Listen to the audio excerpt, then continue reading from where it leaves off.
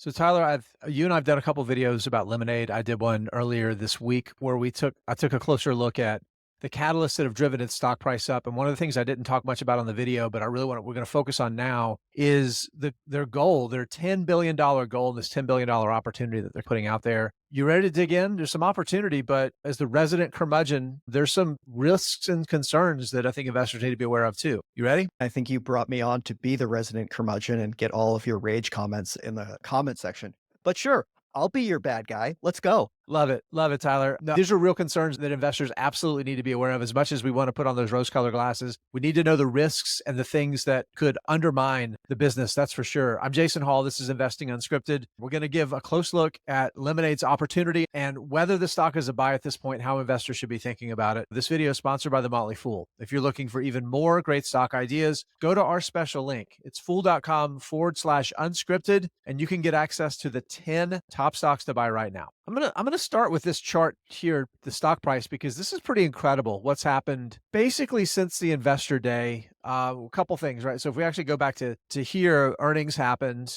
stock went up, the election got a pop, and then the investor day went out. A lot of short activity. 30% of the float was sold short at the last data that we had. We got an analyst upgrade, another analyst upgrade, and now we're like 3 days in a row where the stock is up by double-digit percentages. And it's pretty incredible what's happened. We love it when the stocks go up, but it's really important to talk about what's going on with the business and the catalysts behind that are driving it up, and also the risks. So let's start with the big thing that came out of the company from their investor day that has the market excited. Yeah, the investor day presentation is a kind of a textbook way in how to generate a lot of excitement for your company. It's this idea of basically 10xing from here, going from 1 billion in force premium to 10 billion in what it seems like a relatively short amount of time. I think it was by 2028, 2027, somewhere around there. Can't remember precisely, but it was somewhere around 30% annualized growth to get there. So that's growth at a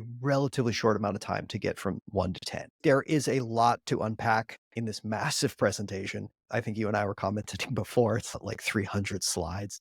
It's only 214. Oh, sorry, I missed a few. But the whole point of it is basically Lemonade saying, it's like, we're built diff is the best way of saying it. Is the way that we have set up our business, we are by design going to have lower overhead costs. We are going to be able to underwrite better because we just do things more technologically advanced than all of our competitors. And we think that we can do it. And look, even for somebody who is a doubting Thomas, as much as I am, I do have to admit, I read the thing, I was like, okay, that's all nice. And there was a lot of things that you could see it. It's not just fuzzy off in the distance. That there actually didn't seem to be some sort of path this could actually happen. Yeah, I've got a slide here that I want to share about how quickly they have grown their book of insurance. It's about $900 million or so at the end of the most recent quarter and from where they started to. But I really want to lay out like their business thesis, like their go-to-market strategy and what their offering is and the differentiator. So it's a couple things. Number one, they talk about AI, and they've been pretty good at using AI in their operation to do things and be nimble, lower costs, drive out a lot of typical cost structures that other insurers have. One thing they've been trying to perfect, and it looks like they're finally starting to show signs of life there, is using the AI to actually underwrite insurance really well.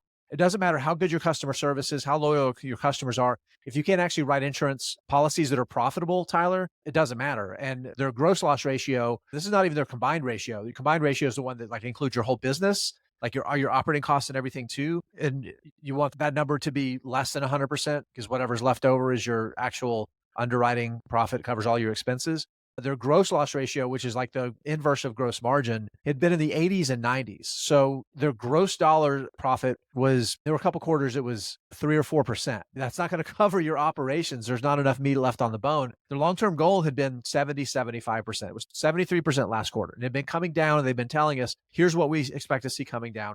So we finally see some signs that their ability to underwrite insurance, mostly through AI, has gotten better because that's the big part of their value prop to customers. Is you can go on the website. You don't have to go to an agent. You don't have to go to some third party's website and then fill out a form and then get on the phone with somebody or go to somebody's office. You take a couple minutes online, you put in some baseline information, and you can get an answer in some cases within seconds, right? So the ability to get insurance incredibly quickly, number one. And then when you eventually do have a claim, potentially get that claim paid within seconds, approved and paid within seconds. It's remarkable, like those things that they've done. And the idea is those things are going to help their customers to be more loyal, renew with them, and expand their relationships over time. They really focus a lot on younger insurance buyers with the idea that we capture you when you're getting renters or pet today. Eventually, you're going to buy a house. You get homeowners policy through us. Your next time you renew your auto insurance, we're going to get a chance to win your auto insurance business. So they've done a good job of like leveraging the growth wheel, and it looks like they're starting to show signs that they can actually make money underwriting the insurance. This is the slide that jumped out at me about growth. This goes back to their pre-IPO when business was launched in 2017 at zero. When they went public, they had a couple $100 million in in-force premium. That was their insurance book. That was right at 900 million at the end of the third quarter. So the goal, they anticipate they'll end the year, they'll be over $1 billion by the end of the fiscal year. So rapid growth. Over 2 million customers. They're growing customers at a 17% annual rate. So growing in-force premium at a mid 20% rate. So that's all really positive. Here's another slide I want to highlight, Tyler, before we talk about some of the concerns. And this is going to be the slide that helps us segue into the concerns. Again, this shows that growth of in-force premium from super duper low at the time of IPO to the end of the last quarter, which just under $900 million. And one of the things that they tout is that over the past couple of years, their operating expenses has largely flatlined, has been pretty flat. Now, there's a video that I did a month or so ago. There's a video that I did after they reported earnings where I focused on the thing that they're leaving out of this that is a massive expense and something that could be a risk. And that's right here. So that, again, it's in black and they see it's OPEX X CAC. What is CAC, Tyler? That is Customer acquisition costs, probably one of the most expensive things when you're trying to really grow your business at a fast rate. so let's talk about that for a second. There is a little bit of a by design. Got to spend money to make money. And if you're going to be increasing your growth rate at the rates that you want to do, you're going to have to make an upfront investment. And that's going to be in your customer acquisition costs. It will be interesting to see whether or not this is actually like a continuing trend, like they have to overspend on their customer acquisition costs to drive that growth.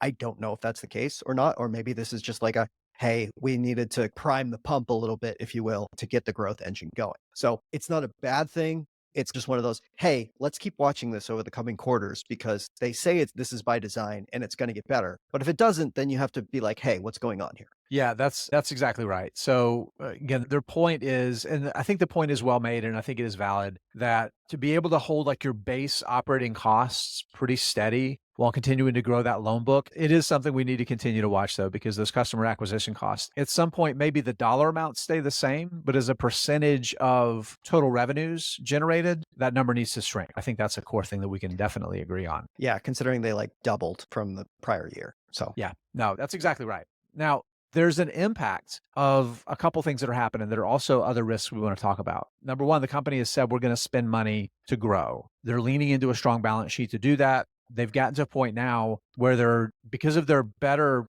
underwriting and the growth of the insurance book, they're actually kicking off free cash flow so they can do this. But at the same time it's happening, there's a lot of stock-based compensation that's eroding value. So this is a core insurance company metric that when you want to value an insurance company, you want to look at, and that's book value per share. And this number is that even as we've seen the stock price move higher more recently, we've seen this number from the high, Tyler, has been cut more than in half. Yeah. And this is, to me, one of the biggest challenges that this company is going to have to face because, yes, it's stock-based compensation. It doesn't technically affect your cash position, but it does erode your book value equity, right? Because it is an expense that has to get paid out. And on a per share basis, it gets worse. It's basically the way that they have explained it is that they expect to be basically GAAP profitable, like we're going to generate net income in 2027. So we have 2 more years of eroding book value before we see the pivot. And right now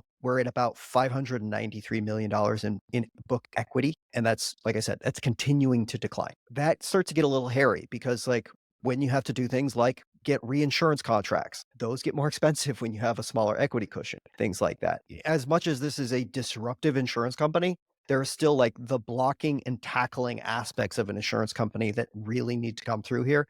And the ones that I really picked out, and like we said, is book value number one. And the number two, they really need to start thinking better about their investment returns, like on the float. If you look at their book right now, it is heavily weighted towards cash instead of in like short-term treasuries and long-term treasuries and trying to manage out that cash position. That's a layup. That's net interest income that could be funding a lot of these things. That's a way to improve your profitability as an insurance company. And so, to me, of all the stuff that we've talked about, those are like the two things I would want to focus on the most.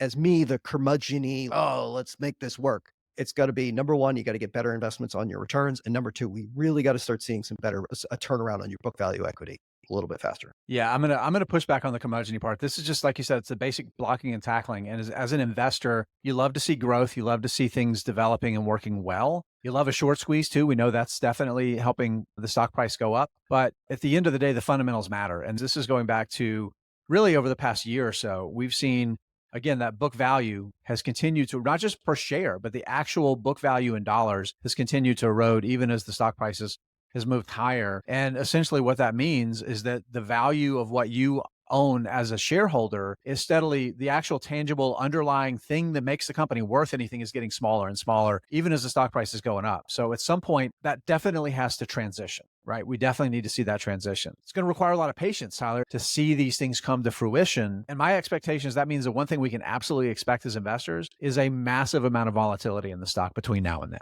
We've already just seen it in this past month alone. This is a battleground stock is what they would call it on CNBC, Yeah. right? Like the Yeah. one that all the shorts are piling in on, a bunch of very ambitious investors are bullish on. And when you have that sort of cocktail, you're going to get these, we'll call it violent swings both ways, which is going to make people either euphoric or feel disastrous within like a month. Let's wrap this up, Tyler. It's a $3.6 billion company today with, let's call it $1 billion in book value in its insurance book. If they can accomplish their goal, even from today's price, which call it 6 times book value, compare that to say Progressive, which trades for 5.5 times book value. That says if they pull it off, there's still a massive opportunity for investors here. That is true. My one caution against that is the book value is going to decline for 2 more years. So keep that in mind. But that's spot on. They're basically telling us that's potentially going to happen. Even if things continue to go well, there's a really good chance that the market's going to give us better opportunities to buy shares in the weeks and quarters ahead.